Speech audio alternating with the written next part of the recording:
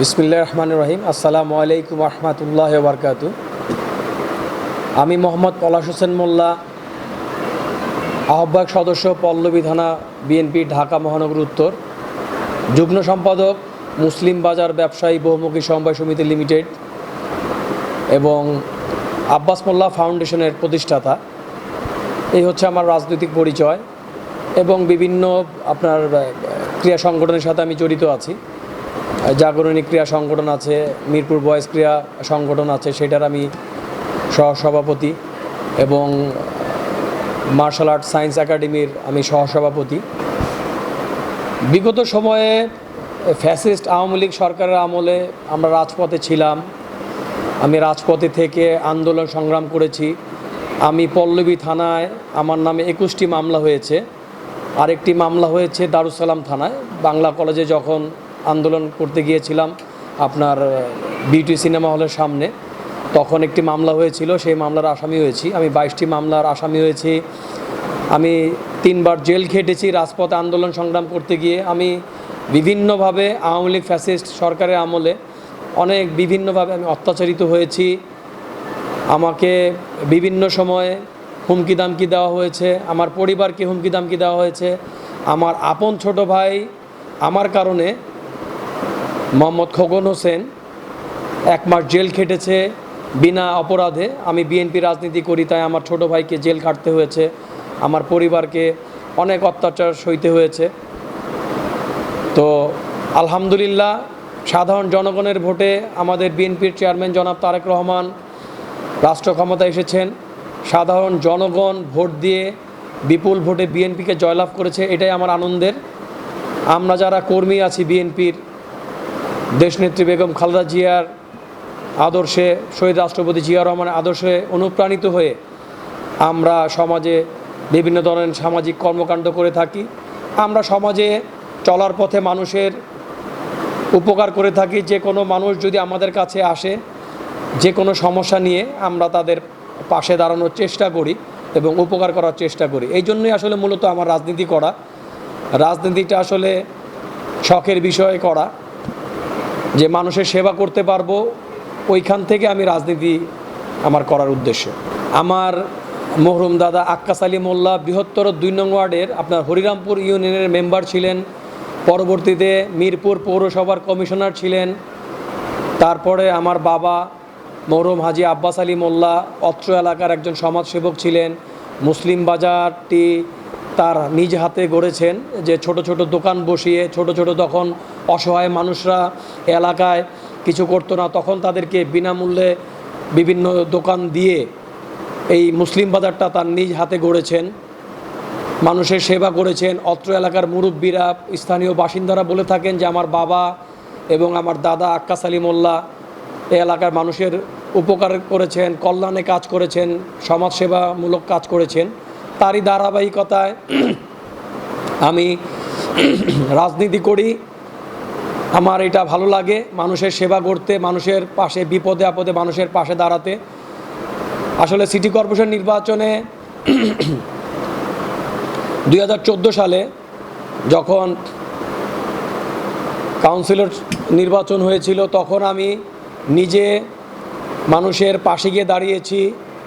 আমি তখন মানুষ যে কোনো সময় তার সার্টিফিকেটের প্রয়োজন হলে আমি সহযোগিতা করেছি, যাতে তিনি সার্টিফিকেটটি খুব সহজে পায়। ওই সময় যিনি কমিশনার ছিলেন তাকে সহযোগিতা করেছি, বিনামূল্যে মানুষকে সার্টিফিকেট দেওয়ার পরামর্শ দিয়েছি এবং আমি নিজে এই বিষয়গুলি তদারকি করেছিলাম, যাতে মানুষ বিনামূল্যে সার্টিফিকেট পায়, ওয়ারিশান সার্টিফিকেট পায়। বিভিন্ন ধরনের সার্টিফিকেট পেতে গেলে অনেক বিগত সময় হেনস্থার শিকার হয়েছেন, কিন্তু আমি ওই সময়ে সহজে যাতে মানুষ বিনা পয়সায় সার্টিফিকেটগুলি পায় এবং মশার ওষুধগুলি যাতে ঠিকমতো এলাকায় দেওয়া হয়। বৈদ্যুতিক লাইন, রাতের যে সিটি কর্পোরেশনের যে লাইটগুলি জ্বলে, সেইগুলি যাতে মানুষ সেবা পায়। এবং সিটি কর্পোরেশনের রাস্তাঘাটের ব্যাপারে আমি মানুষের পাশে থেকে, যিনি কমিশনার ছিলেন তার পাশে থেকে আমি সর্বত্র চেষ্টা করেছি মানুষের উপকার করার জন্য। আমি সবসময় চেষ্টা করি মানুষ বিনামূল্যে যাতে সিটি কর্পোরেশনের যে কাজগুলি আছে সেই সহযোগিতাগুলি পায়, যাতে কোনো হ্যারাসমেন্ট হইতে না হয়। কিন্তু আমরা এখন বর্তমানে দেখেছি যে 2 নং ওয়ার্ড সিটি কর্পোরেশন অফিসে অনেক সাধারণ মানুষ গেলে অনেক ধরনের হ্যারাসমেন্ট হতে হয়, জন্ম নিবন্ধন করতে গেলে হ্যারাসমেন্ট হয়। তো আমি চাই আমি যখন সহযোগিতা করেছি তখন বিনা পয়সায় মানুষ জন্ম নিবন্ধন পেয়েছে। তো আমি চাই আগামী সিটি কর্পোরেশন নির্বাচন হলে আমার নির্বাচন করার ইচ্ছা আছে। জনগণ যদি আমার পাশে থাকে, যুবক ইয়াং জেনারেশন তরুণ ভোটাররা যদি আমার পাশে থাকে, মুরব্বীরা যদি আমাকে পাশে থাকে, আমার জন্য দোয়া করে, ইনশাআল্লাহ তাদের সহযোগিতায় তাদেরকে সাথে নিয়ে, মা বোনদেরকে, যুবক ভাইদেরকে নিয়ে, মুরব্বীদেরকে সাথে নিয়ে আমি নির্বাচন করব ইনশাআল্লাহ। যেহেতু আমি এলাকার স্থানীয় ছেলে, এলাকার মুরব্বী, এলাকার যুবক মা বোনদের অনেক আশা প্রত্যাশা আছে। তাদের এই আশা প্রত্যাশা জন্যই আমার ইচ্ছা, আমি যদি দল আমাকে মনোনয়ন দেয় আমি ইনশাল্লাহ নির্বাচন করব। নির্বাচনের প্রতিশ্রুতি কি রয়েছে?